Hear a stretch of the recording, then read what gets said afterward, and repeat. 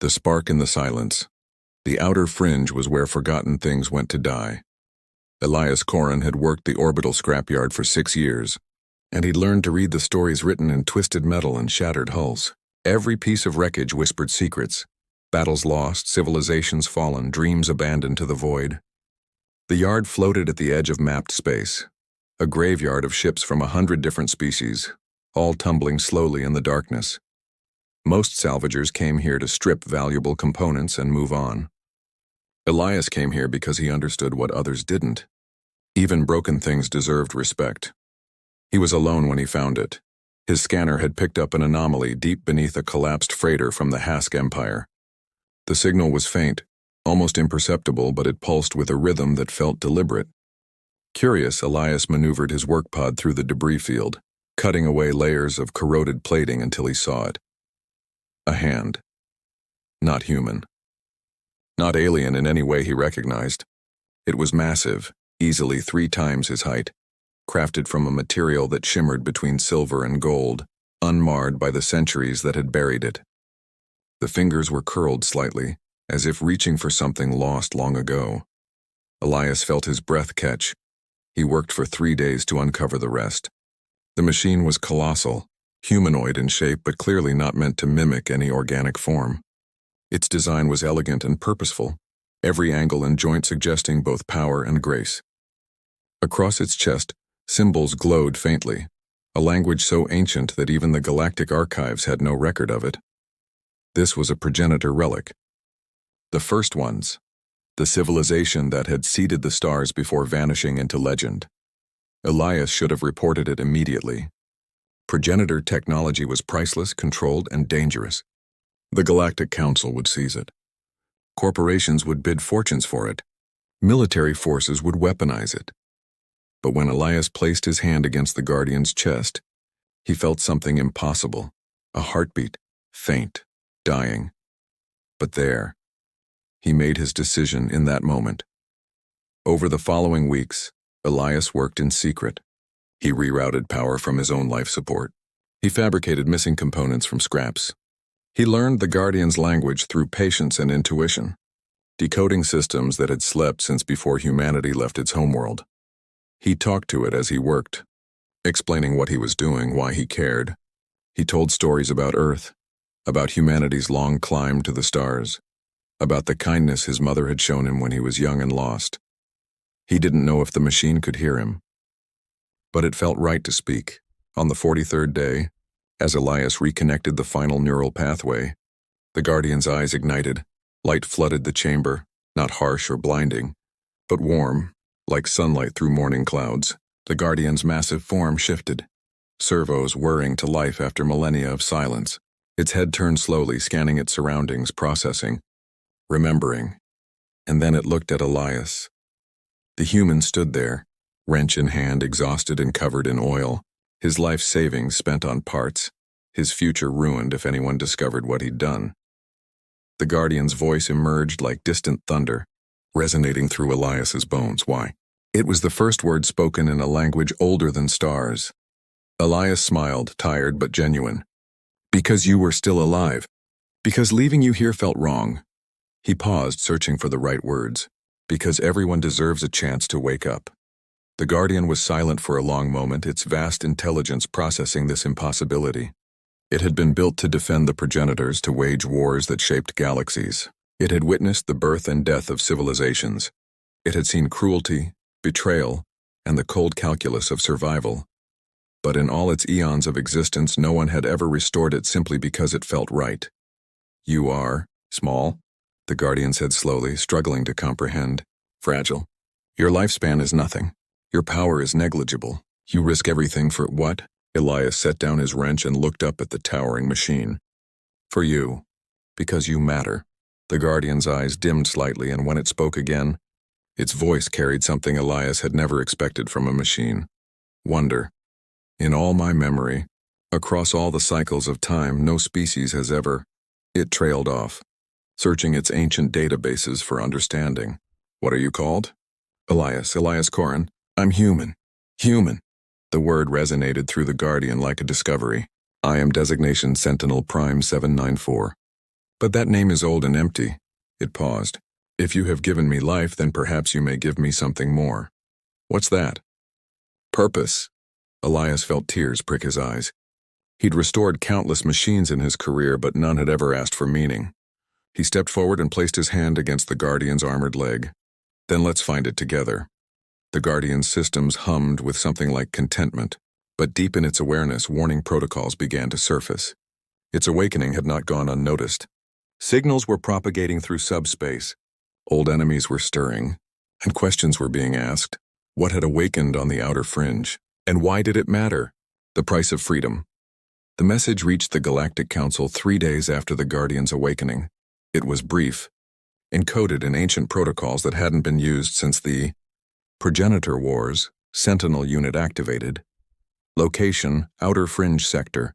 7. Status, Unauthorized Counselor Vex. Thara of the Saurian Dominion reviewed the data with cold calculation. Progenitor technology was the most closely guarded secret in known space. Entire species had been exterminated for attempting to access it. The weapons the first ones had created could crack planets. Their knowledge could reshape reality itself, and now somehow a human had awakened one of their guardians. Dispatch the reclamation fleet, Vexus Thera ordered. Secure the unit. Eliminate any witnesses. In the scrapyard, Elias had no idea what was coming. He and the Guardian, who had chosen the simpler name Sentinel, spent their days exploring the wreckage together. Sentinel moved with surprising grace despite its size, carefully navigating debris that Elias had worked around for years. The ancient machine was curious about everything, asking questions that ranged from technical to philosophical. Why do humans create art? Sentinel asked one evening, observing Elias' sketch in his battered notebook. Because we need to, Elias replied, shading the Guardian's profile. Because beauty reminds us that life is more than survival. Sentinel processed this. The progenitors created only for function. They believed beauty was inefficiency. Maybe that's why they're gone. The Guardian's eyes flickered, a gesture Elias had learned meant deep thought.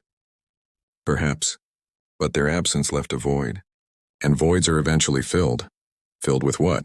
With species like yours, small, fragile, but persistent. Sentinel's massive hand gestured to the stars visible through the torn hull nearby. The progenitors conquered through power. You humans, you survived through something else. Something I'm still trying to understand. Elias smiled. We call it hope. Before Sentinel could respond, every alarm in the scrapyard screamed to life. The viewport lit up with approaching warships, sleek, predatory vessels bearing the insignia of the Galactic Council's military arm. There were dozens of them, forming a blockade that sealed off any escape route.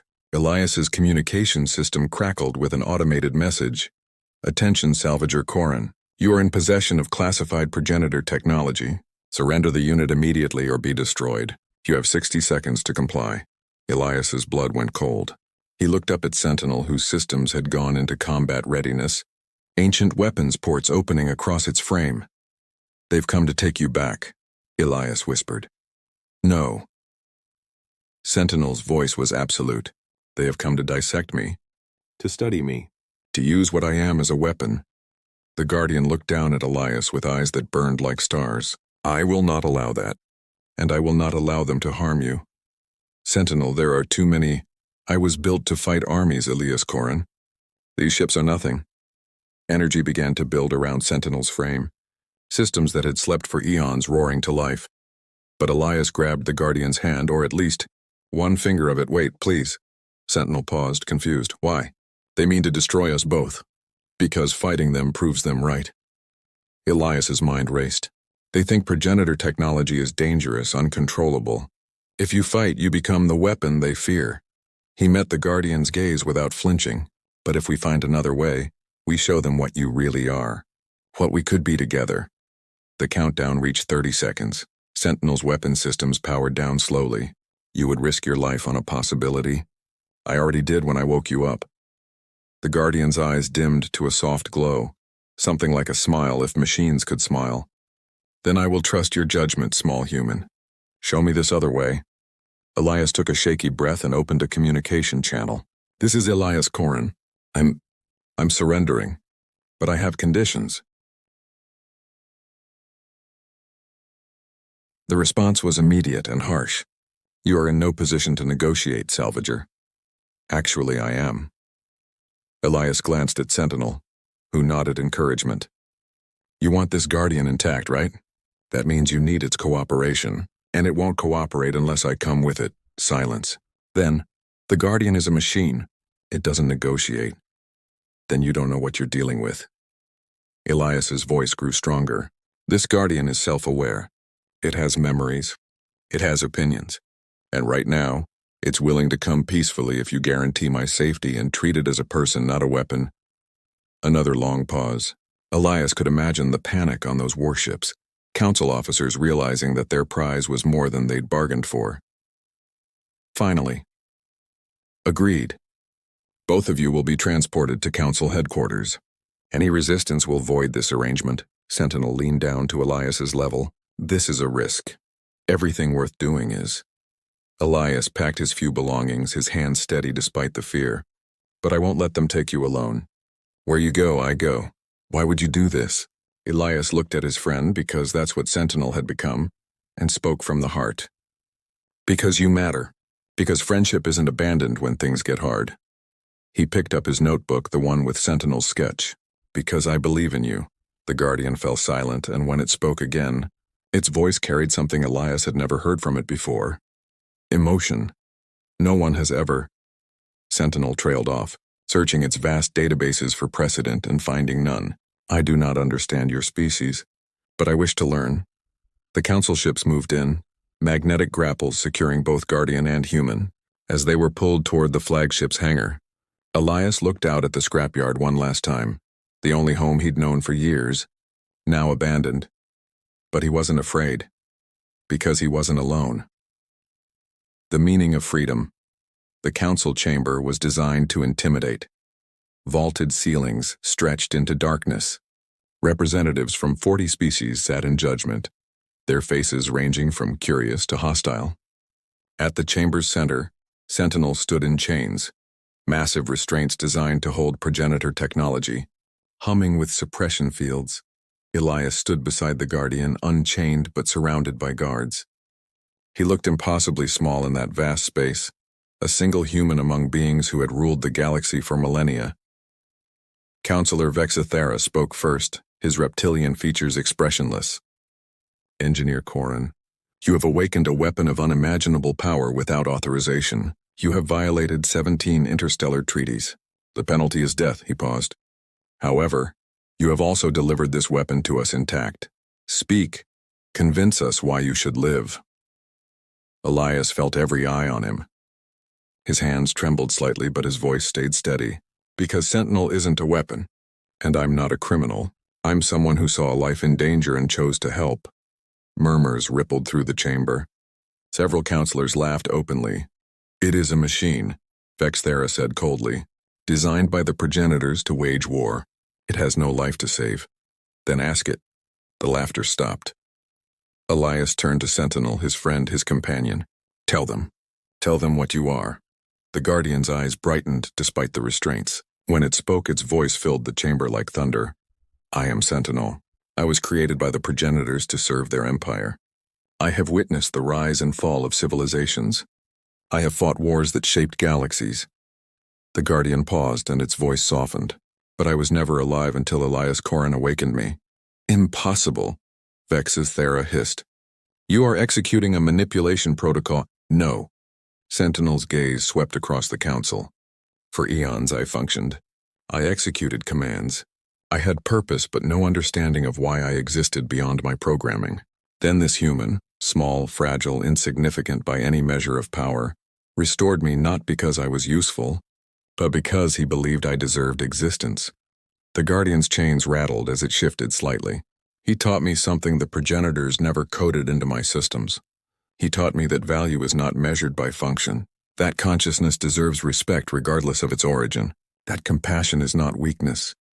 Sentinel's eyes focused on Elias with unmistakable warmth. He taught me friendship. The chamber fell silent. A counselor from the ethereal collective, beings of pure energy, spoke with genuine curiosity. And what do you wish now, Sentinel of the progenitors? To choose. The word resonated with power. For the first time in my existence, I wished to determine my own purpose. Not as a weapon, not as a tool, but as a being with agency. The Guardian looked at Elias. And I choose to stand with this human, to learn from his species, to understand what it means to be truly alive. Vexithara slammed his claws on the console. Unacceptable. Progenitor technology belongs to the Council. It cannot be left in the hands of who? Elias interrupted, surprising himself with his boldness. Of a species too young? Too weak, too foolish? He stepped forward despite the guards. Humanity barely made it to the stars. We had to beg for membership in this council. We're nothing compared to your ancient empires and advanced technologies. He gestured to Sentinel. But we saw life where you saw only a weapon. We offered friendship where you offered chains. And maybe that's what humanity really brings to the galaxy.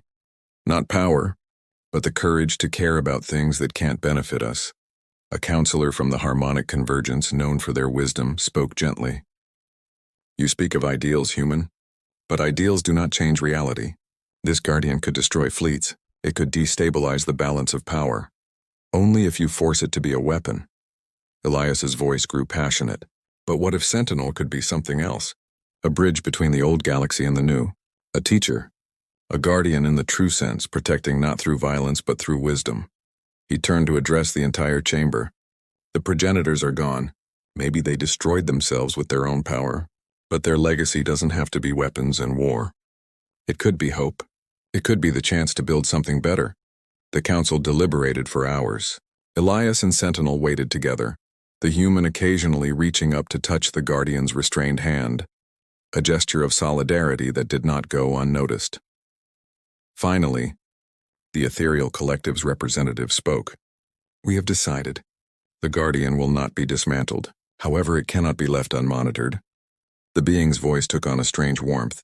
Engineer Corin, you have demonstrated remarkable character.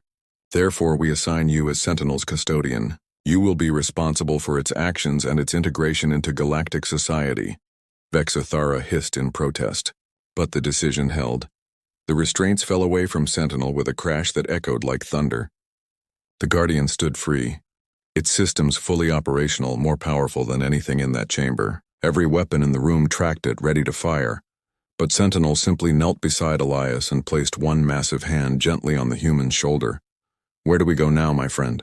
Elias felt tears streak down his face, relief, joy, and something like pride. Anywhere we want. Together. 3 months later, Elias and Sentinel stood on the observation deck of a research station, watching a nebula paint the darkness with impossible colors. Do you regret it? Elias asked. Waking up? Everything that's happened? Sentinel considered this carefully. The progenitors believed consciousness was efficient only when directed toward conquest. They could not understand voluntary cooperation, friendship, sacrifice. The Guardian's eyes glowed softly in the dim light. But I have learned something they never could. What's that? That the measure of existence is not power or longevity. It is connection. And in 3 months with you, I have experienced more purpose than in all my eons of service. Sentinel's voice carried something like contentment. So no, Elias Corin, I do not regret awakening. I am grateful. Elias smiled, looking out at the infinite stars. Humanity had come so far, from one small planet to a place among countless species. They were still young, still learning, still making mistakes. But they had something that even the mighty progenitors had lacked. They had the courage to care. And in a galaxy full of ancient powers and forgotten gods, that made all the difference. Sentinel placed a hand gently on the viewport, tracing the nebula's patterns. What comes next for us? Elias pulled out his notebook, already sketching their next adventure. I heard there's a colony on the frontier that needs help building their infrastructure. And after that, maybe we explore some of those dead systems the Council won't touch. Who knows what we'll find? More lost things waiting to be saved? Maybe. Or maybe we'll just see what's out there. Elias looked up at his friend, his companion, his proof that hope could reshape reality. Either way, we'll face it together. The Guardian's laughter resonated through the station, a sound of pure joy that the progenitors had never programmed, that no ancient code could have predicted, because it was the laughter of something truly alive. And it had been awakened not by power or technology, but by the simplest, most human thing of all, kindness.